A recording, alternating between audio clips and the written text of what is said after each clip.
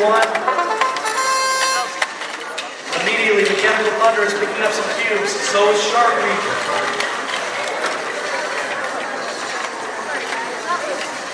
Shark Week with a ton of cubes into their storage system.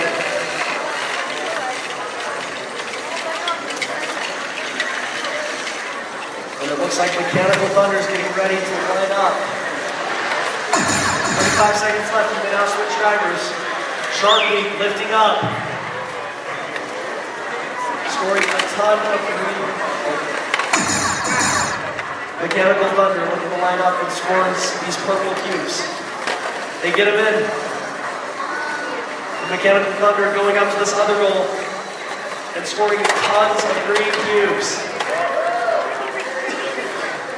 Mechanical Thunder quickly trying to grab some greens. They knocked off the last red. Let's see if they can score these in time.